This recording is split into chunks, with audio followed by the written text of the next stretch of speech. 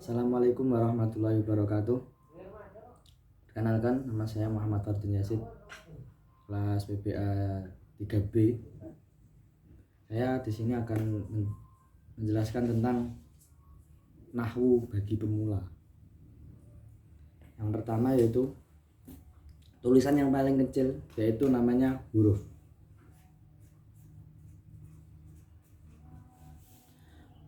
Contoh: A, B, C, D. Itu dalam bahasa Indonesia.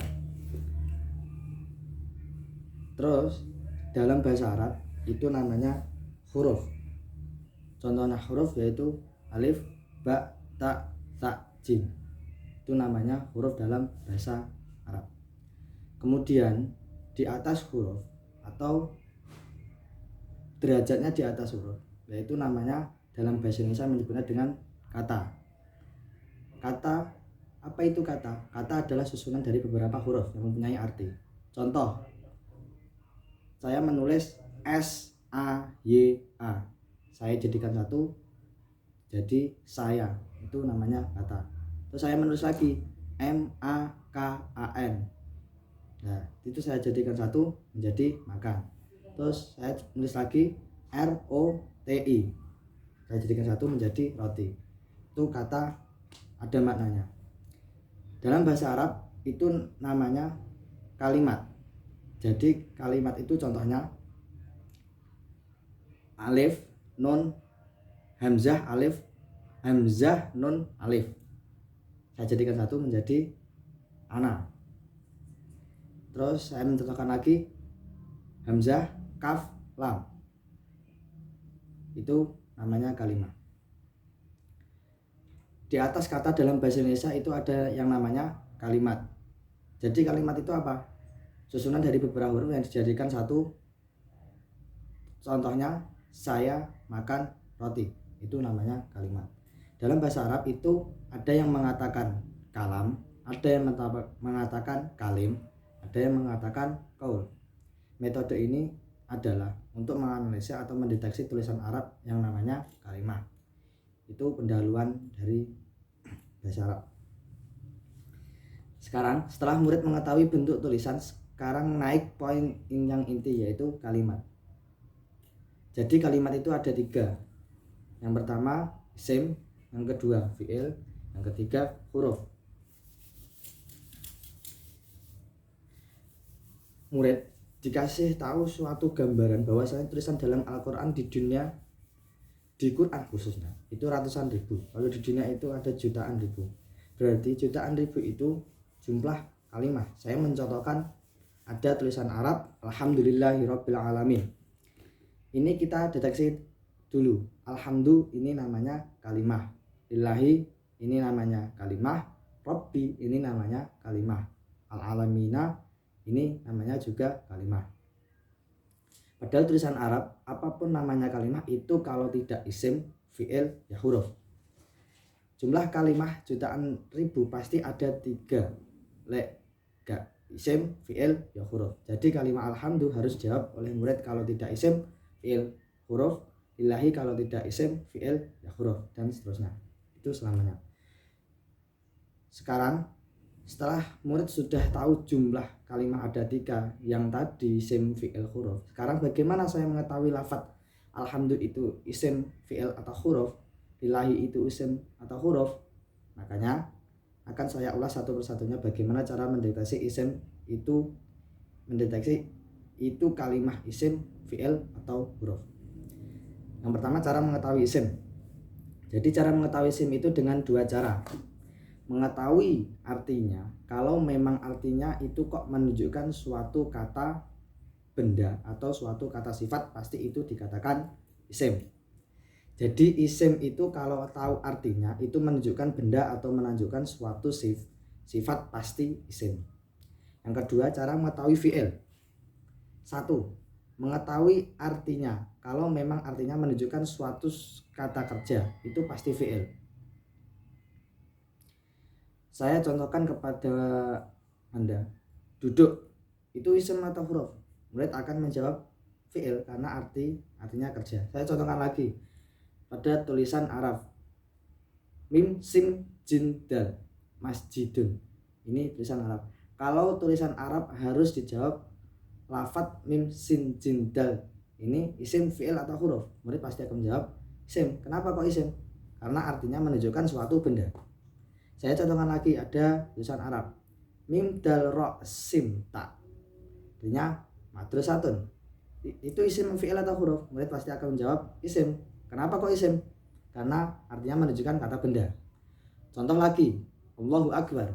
Saya menerjemahkan akbar itu artinya agung atau mulia. Akbar itu adalah suatu sifat, otomatis akbar itu harus dijawab isim. Jadi kesimpulannya adalah murid bisa mendeteksi isim, fi'il, huruf dari artinya. Kalau memang artinya itu kata benda atau kata sifat berarti isim. Kalau artinya kata kerja berarti itu fi'il. Lah hurufnya kemana? Huruf sudah tadi, huruf ya awalan pendahuluan tadi. Terus selanjutnya, tulisan Arab katanya jutaan ribu. Bagaimana kita mengetahui isim, fi'il, huruf padahal saya tidak mengetahui artinya? Kalau tidak tahu artinya, saya akan menjelaskan pertama, yaitu tanda-tanda kalimat isim. Apa tanda-tanda isim? Yang pertama adalah dimasuki tanwin. Tanwin itu tanwin baik tanwin kasroh, fathah maupun domah. Dan tanwin itu mesti di belakang, nggak ada tanwin di depan. Saya contohkan lafadz hasimba, hasibun. Ini isim, fi'il atau huruf? Isim. Kenapa kok isim? Karena ada tanwinnya. Contoh lagi, so alif ha ba, sohibun. Ini isim, fi'il atau huruf? Isim. Kenapa kok isim? Karena ada tanwin kasrohnya. Saya contohkan, hasibun, hasibun. Tanda-tandanya isim yaitu tanwinnya ini, itu tanwin. Terus tanda-tanda isim yang nomor 2 itu ada ketambahan alif lam atau al. Pasti itu di depan kalimat. Contohnya lafadz alhamdu.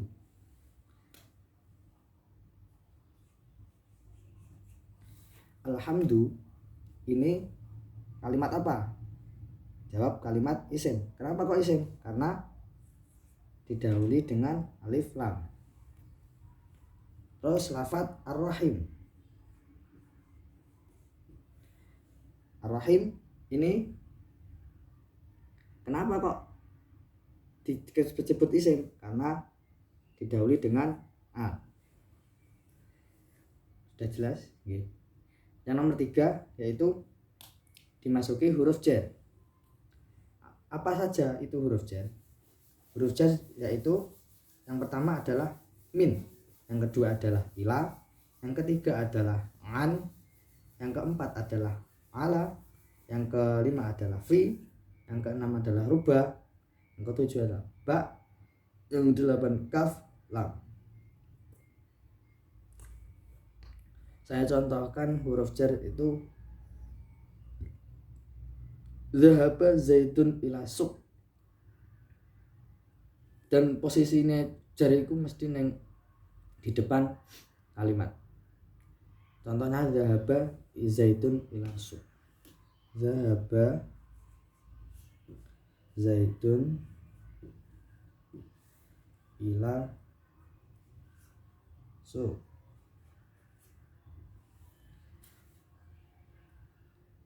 Nah, zahaba zaitun ini kalimat isim. Kenapa kok isim? Karena ditandai dengan tanwin. Suq ini kalimat apa? Kalimat isim. Kenapa kok isim? Karena dimasuki huruf jar yang berupa ila. Dan seterusnya. Nanti contoh-contoh yang huruf jar an, ala itu ada. Contohnya lagi Raja'a bakrun min dukan. Tuh. Tanda-tanda yang keempat isim yaitu dimasuki huruf qasam. Apa itu qasam? Qasam itu artinya sumpah. Di sini huruf qasam ada 3 yaitu wawu, ba, ta. Untuk pemula jangan dicontohkan selain lafadz Allah. Contoh wal asr. Lafadz al asr itu wawunya itu wawu qasam. Lafadz al asr itu asrun. Lafadz asrun itu lafadz isim. Kenapa kok isim? Karena didahului dengan wawu qasam. Nah, untuk pemula jangan dicontohkan seperti itu dulu. Harus contohkan dengan lafadz wallahi, bal, tallahi. Terus yang kelima, yang terakhir ini yang terpenting, dimasuki atau diawali dengan ma mimu.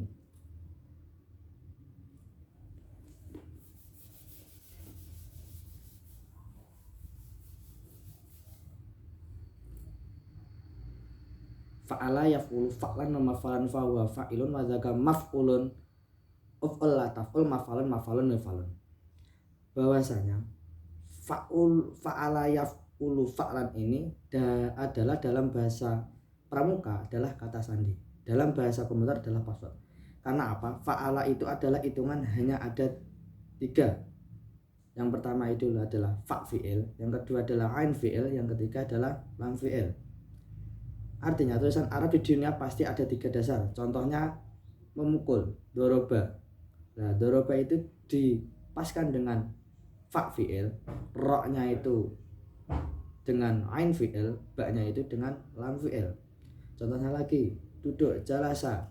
Jalasa ditarik menjadi fa fi'il, lamnya itu menjadi ain fi'il, simnya itu menjadi ja menjadi fa fi'il, lam menjadi ain fi'il, sa menjadi lam fi'il. Jadi tulisan Arab pasti diawali dengan 3 dasar yaitu fa'ala itu. Jadi kalau dilihat nanti dalam tulisan Arab yang dimaksud mamimu adalah ada tulisan Arab depannya ada mim, baik dibaca ma atau mi ataupun mu, dan jumlahnya pasti 4. 3 yang asli mim sebagai tambahan. Jadi di tulisan Arab depannya diawali dengan mim, baik dibaca mamim itu pasti isim. Contohnya muslim. Muslim itu kalimat apa? Kalimat isim. Kenapa kok isim? Diawali dengan mu, mimnya. Terus saya mencontohkan lagi masjidun. Kenapa masjidun kok disebut isim? Karena diawali dengan mim, dan seterusnya.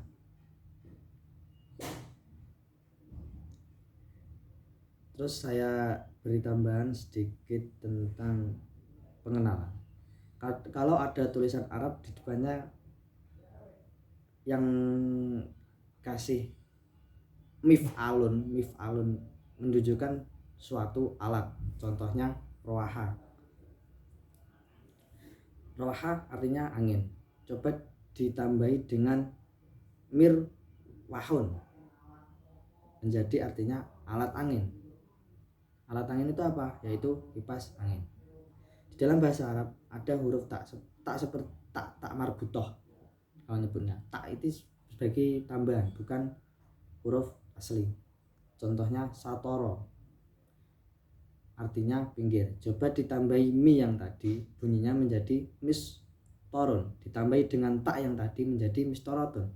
Apa artinya mistorotun? Yaitu alat pinggir. Apa itu alat pinggir? Yaitu penggaris. Dalam bahasa Arab depannya dikasih huruf ma. Maf'alun artinya ada 2, yaitu menunjukkan suatu tempat dan yang kedua menunjukkan suatu waktu. Tinggal pilih kondisional itu. Contoh darosa artinya belajar, ditambahi huruf ma jadinya menjadi madrasun. Ditambahi tak yang tadi menjadi madrasatun. Apa artinya madrasatun? Yaitu tempat belajar. Apa itu tempat belajar? Yaitu sekolah. Contohnya lagi kataba artinya menulis. Coba dikasih ma menjadi maktabun. Apa itu maktabun? Yaitu tempat menulis. Tempat menulis itu apa? Yaitu meja. Ya. Alhamdulillah cukup sampai di sini. Minimal Anda bisa mendeteksi media harokat pasti isim. Karena apa? Kita semua bisa melihat yang namanya isim di media itu pasti ada tanda-tandanya. Itu semua kecuali mudhof. Mudhof itu apa? Nanti jelaskan lain waktu kalau ada waktu. Untuk mendeteksi kalimat fi'il nanti kalau ada kesempatan lagi saya akan jelaskan.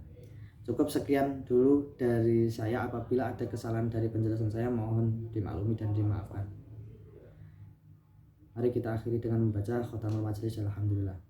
Subhanakallahumma wa bihamdika asyhadu an la ilaha illa anta astaghfiruka wa atubu ilaik. Alhamdulillahirabbil alamin. Sekian dari saya. Wassalamualaikum warahmatullahi wabarakatuh.